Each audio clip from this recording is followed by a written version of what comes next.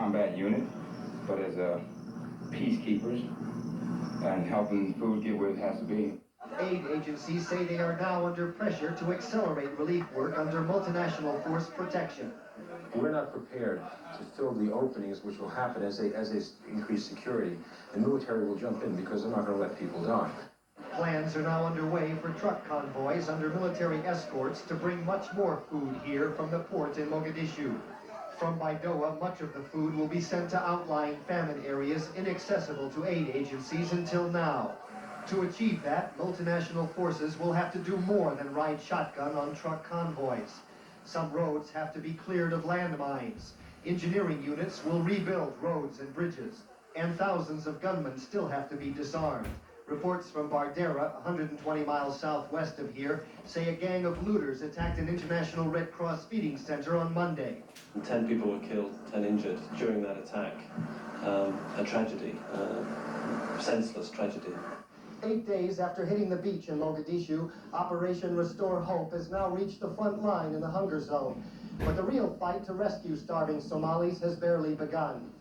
Gary Stryker, CNN, Baidoa, Somalia. As you may have noticed in correspondent Stryker's report, one of the first stops for the Marines in the Baidoa area was an orphanage where they were greeted by enthusiastic children. CNN's Jim Clancy has that story. A convoy of French and American troops with several armored vehicles was a sight to see in Baidoa, carrying out the mandate.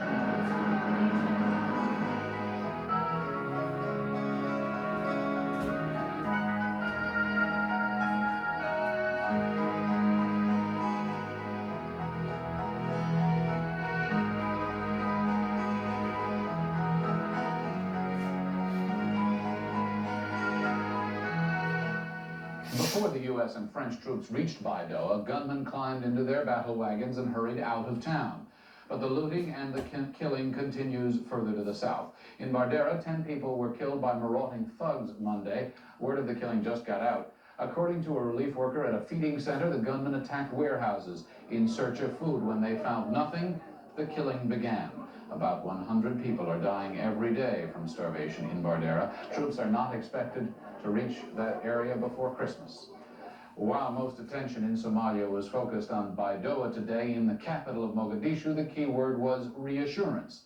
CNN's Gene Rendell explains. There was reassurance in pictures. In the port of Mogadishu, the arrival of a French relief ship loaded with 5,000 tons of rice and medical supplies. Nearby, tons of wheat from a UN-chartered relief vessel were being stacked in a warehouse.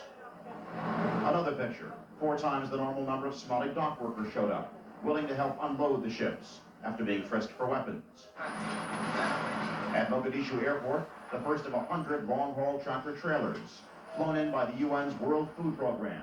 They'll carry daily food shipments to Baidoa. At a Mogadishu hospital, a visit by American Red Cross President Elizabeth Dole. It was Kasseni Hospital, where the number of gunshot cases has dropped by half since the U.S. Marines arrived in Somalia.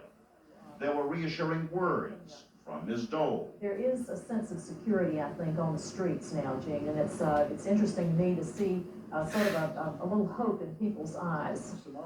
And from Special U.S. Envoy Robert Oakley, as he talked about this day's major accomplishment, relief where it was so badly needed. The operation in Baidoa went beautifully, without a hitch, and with the full cooperation of the Somali people.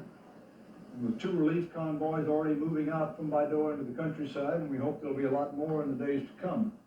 Oakley at the same time admitted no agreement yet among the country's warlords on how to reduce the number of weapons in the hands of their followers. But Ambassador Oakley put the best light on it. People say, well, it said 48 hours, and it hadn't been implemented yet. It's almost a week. I say, well, this is Somalia. You have to give them a little time. They were in a civil war just 3 weeks ago. In fact, Wednesday had only one major focus, and that was Baidoa. In the view of many people here, that U.S.-led military push had given new meaning to the name Operation Restore Hope. Gene Randall, CNN, Mogadishu. On the road to Baidoa, the view from the point of view of the Marines when we come back.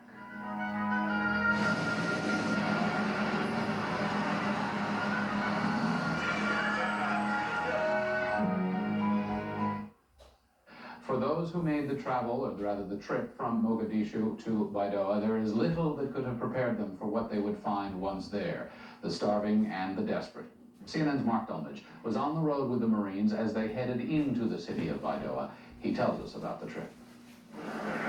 The Marines left their defensive positions around Baladogle Airport Tuesday evening with flags flying. Next stop, Baidoa, a major food distribution point in the interior of Somalia and a milestone in Operation Restore Hope. The airport had to be secured. Once accomplished, the food so badly needed here could begin flowing. This assault would be a two-pronged effort. A 70-vehicle convoy of trucks, Humvees, and armored patrol vehicles would leave Baladogle in the early hours Wednesday. The Marines would get escort help from a contingent of the French Foreign Legion. The second contingent of Marines came by helicopter from Baladogle, a 45-minute trip compared to the convoy's 4.5-hour drive. Nearing Baidoa, it was clear the word was out and help was here. Thousands gathered along the roadside to greet the Marines and Legionnaires. A second hopeful sign came at the airport. About 100 men who said they were Somali policemen stood at attention to welcome the Marines and formally turn the Baidoa airport over to them. The Marines told their leader they were very pleased with the gesture.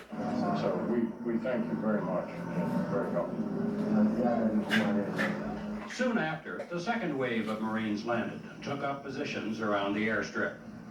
For Baidoa, the military arrival will have a major impact on day-to-day living. But for a much larger region in middle Somalia, it likely means life itself. Now, food convoys are safe from gangs and bandits. Mark Dolmage, CNN, Baidoa. And joining us now from the Pentagon is CNN's Jamie McIntyre. Jamie, the view from the top brass, or among the top brass, as to how this operation is going overall now that troops have begun moving. Saying so far, so good. So far, so good. Jamie McIntyre at the Pentagon. Thanks a lot. And our special Saving Somalia will return.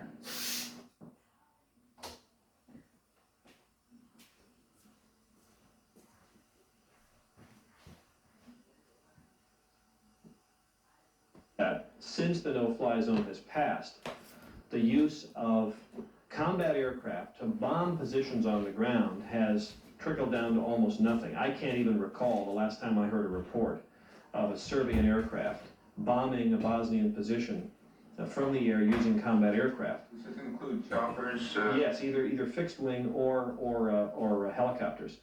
So in that sense, the no-fly zone has been something of a success, in the sense that you just look at the number of times that helicopters and aircraft were used to drop bombs on people before the no-fly zone resolution was passed.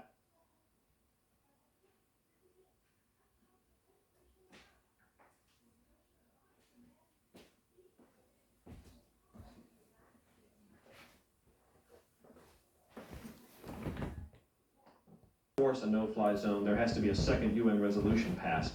So we've not been asked to provide anything. NATO has been asked to do some planning, and NATO has said that it will do some planning, but beyond that, we haven't. Movement of assets at all in anticipation of any UN action? No, not that I'm aware of. Well, by NATO has been asked to do some planning, you mean by the UN, or you mean the military committee has been asked by the defense ministers to do planning? It's an internal NATO discussion. I'm not talking about the UN asking NATO to no. do planning.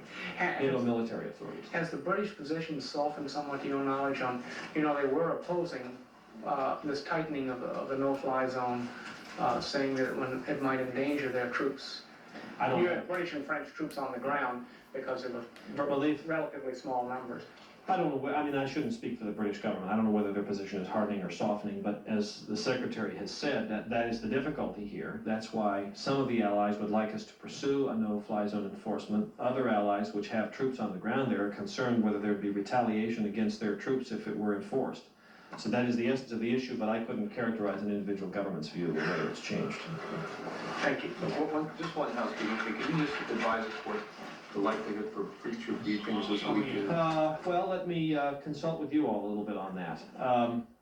We had the Commander-in-Chief brief, General Hoare brief on Monday. We are working with the Central Command folks. I'm sure that then, let's face it, a lot of the action has shifted over there. There's a couple of hundred reporters in Mogadishu, and I'm sure more of them will be going to Baidoa now. So the story is pretty well covered from that end. And the question is, what is the utility of these kind of overall big picture briefings back here? I think obviously we still feel there's some utility in that, and that's why we were here today. And we're interested in getting the command over there to begin briefings toward the end of the day there while it's still light, because there's a great deal of concern that people don't want to go back to their hotels to file in the dark, and I certainly understand that. Lay with an orgy of looting and violence. Baidoa is 250 kilometers from the capital, and the convoy will pass through Dogle, an airstrip which has already been secured by the Marines. The Marines are steadily, some would say overcautiously, extending their reach over Somalia. Now they're headed for the heartland. The airstrip at Dogle was an early strategic objective on the road to Baidoa. They were ready for resistance, but there was none. Just a momentary misunderstanding with a startled shepherd. So the Marines took up position against the threatening African bush. The unfamiliar, unpredictable environment has produced an edginess too on the streets of the capital, Mogadishu. The Marines on patrol in the American sector are suspicious of everything. On this occasion, they ended up watching people having a late-night dinner. At the airport, another contingent of the multinational force arrives. 5 Hercules C-130 aircraft carrying Italian paratroopers. They'd waited for the go-ahead to leave Italy for 4 days, but the Defense Ministry in Rome denied that Washington had somehow delayed their deployment. The French are already in the thick of the action. The Legionnaires are at the cutting edge of the joint US convoy to Baidoa. There's a difference of opinion between the Americans and the French about the objectives. The French want to disarm the Somalian gunmen. Washington says that's not part of their mission. However, such differences have been buried in this show of strength, taking Restoere hope to the place where the troops are most likely to meet armed opposition. The war-ravaged streets of Baidoa await their arrival. Exactly when, the Americans haven't said, but the US ambassador warned reporters and residents to keep their heads down after midnight on Tuesday. The relief agencies here have been under siege for more than a week because of night attacks by a gunman, taking the last opportunity for looting before the troops arrive. In Baidoa, the gunmen and the starving are waiting for the convoy to come. The body of an Israeli military police... That the Marines were moving to Baidoa, but there seemed little doubt that was their goal. Earlier in the day, Ambassador Robert Oakley, the special U.S. envoy in Somalia, was in Baidoa to pave the way. The same thing he had done in advance of last week's U.S. military landing in the country. My purpose in coming here is exactly the same as my purpose in coming to Mogadishu, to help the Somali people understand that the United States military is an instrument of peace, an instrument of enabling them to get the sort of relief and humanitarian assistance which they have been deprived of. Back in Mogadishu Tuesday, another cargo ship delivered a month's worth of supplies, enough for an 1,800-man U.S. Marine unit. And after 2 years, an uninterrupted flow of piped-in fresh water arranged by the UN, the first of it earmarked for hospitals in the city. But the day's major focus, the apparent U.S. Marine move into Baidoa.